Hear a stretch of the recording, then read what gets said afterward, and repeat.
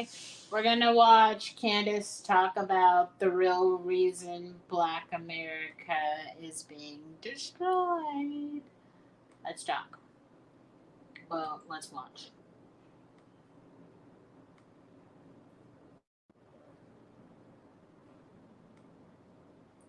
All right, I have a question for you guys. Who is your queen? Who is your king? I want to know.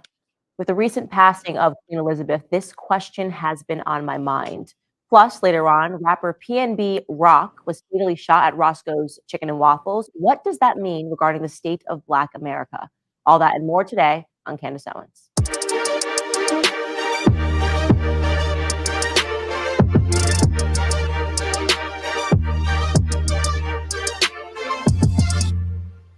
So I asked the question, who is your queen? I'm thinking about that because I've obviously, like many of you, been watching Queen Elizabeth's state funeral, but also watching the mixed reaction to it. I have to say, I am pretty amazed. I'm sure you too are following the backlash from the more woke crowd because everything is an opportunity to tell Black people that they should be upset, right? They referred to Queen Elizabeth as a colonist, a murderer.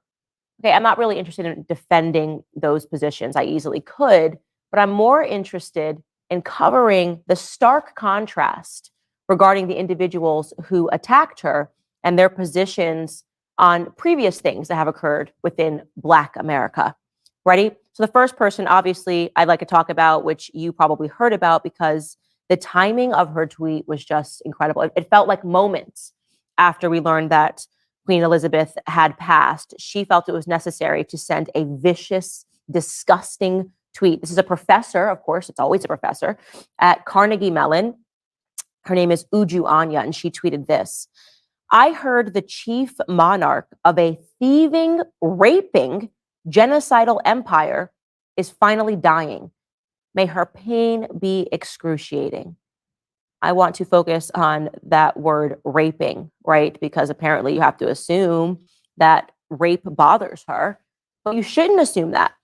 Because do you remember Jacob Blake? Do you remember the Black man who police officers were attempting to apprehend? His charges were as follows. He essentially, to give you the backstory in case you don't remember it, it was a woman that he was involved with, a Black woman who had called the police to the scene over a domestic dispute. She had previously accused him of sexual assault, and he was not supposed to be near her, but he was back and confronting her, and she called police to assist her, obviously, because he had a warrant out for his arrest for that previous sexual assault. Police said that he had a knife when they arrived, and police told him to drop the knife.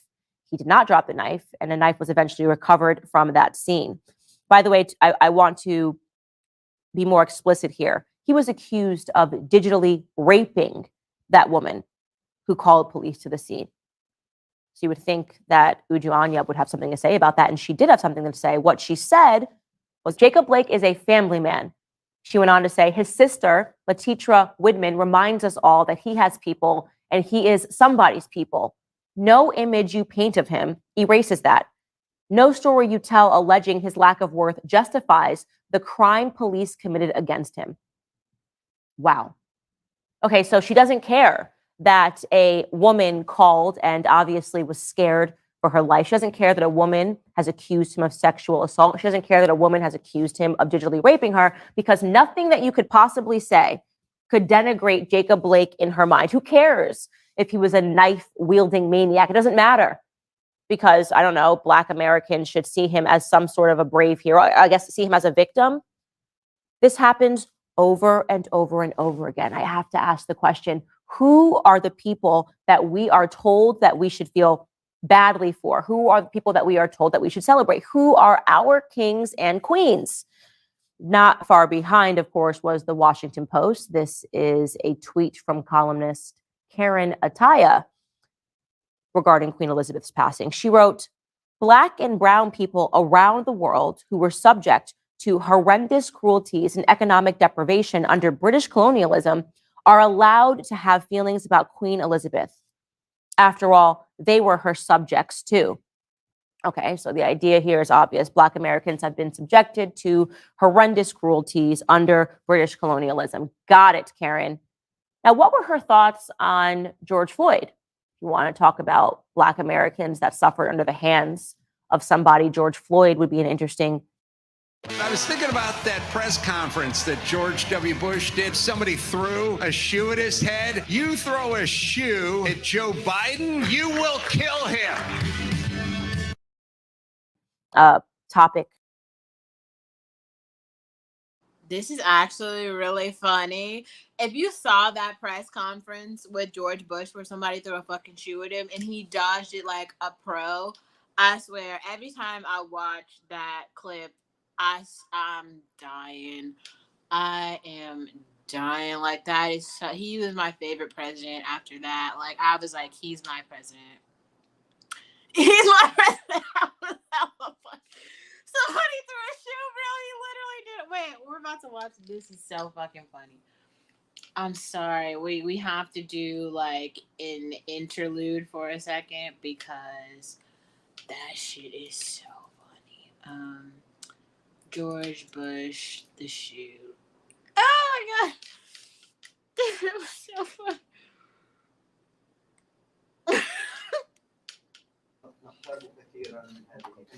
شكرا زيرو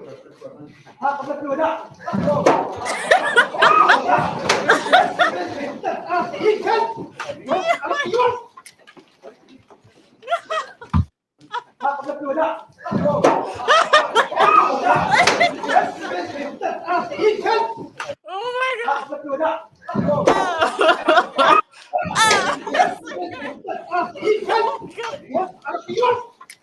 He's like sitting right there waiting, like, if there's another shoe coming out, Brady, I'm sorry.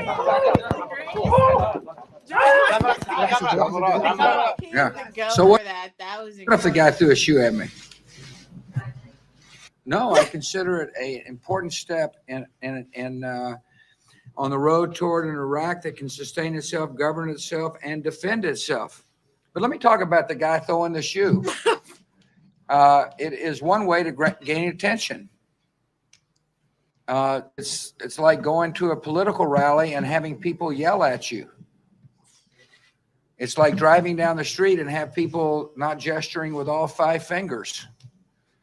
It's a way for people to draw, attention. I don't know what the guy's cause is, but one thing is for certain: he caused you to ask me a question about him. I didn't feel the least bit threatened by it. These journalists here were very apologetic. They were said this doesn't represent the Iraqi people, but that's what happens in free societies where people try to draw attention to themselves. George Bush is the GOAT. I don't even know. That was just incredible. All right, I have a question that for you shoe guys. Dodge gets me every Who time. is Every time it does George Floyd death? She tweeted this: "I will never forget that George Floyd called out for his late mother in the moments before he died, and the whole world responded. We got you, Big Floyd." Well, first off, fact check. I should mention that regarding calling out for his mama, his girlfriend, who was white, testified on the stand that she was mama, that he called her mama affectionately, and he had done so in previous arrests, which you will see in my George Floyd documentary, which is going to be dropping soon. But Karen took it a step further. Karen also tweeted, "George Floyd better get Times Person of the Year." Okay, so just so I'm clear here, Queen Elizabeth is a horrendously cruel person under which Black people have suffered around the world. But George Floyd better get Times Person of the Year. George Floyd, how many arrests did he have? Was, I think, 9 in total for various crimes, a lot of drug charges. Obviously, drugs have been a huge problem in Black America. Criminality, remember when he knocked on a woman's door, pretended to be from the water department. He had a towering figure. I think he was 6'7", forced his way into her apartment, put a gun to her abdomen, and robbed the place. Oh, geez. Yeah. He better get Time Person of the Year. This is constantly the message that is coming down the pipeline for Black America. We need to celebrate criminals, but when we talk about somebody with a life and a legacy of Queen Elizabeth, well, she's white, so we better see ourselves and perceive ourselves as the victim. I mean, I see what she's saying, and I think like just because of segregation, there's so many people who are unable, especially there are a lot of people in the Black community who are unable to see past race. So all they see is like a Black man being, killed by police, and they're like, Black, oh no, if it could happen to him, it could happen to me. And they don't like look at the nuance of the situation. But I mean, we've also got to be realistic. There's a lot of white people who just have not humanized Black people yet. So like, they actually might come across a Black person and just be like, they're a criminal, because like they just think all Black people are the same. So it's like two sides of the coin. Now, I don't know. She went, whoever that other woman was, and who like went far enough to be like, George Floyd should be Time Person of the Year. Like, yeah, I don't agree with that.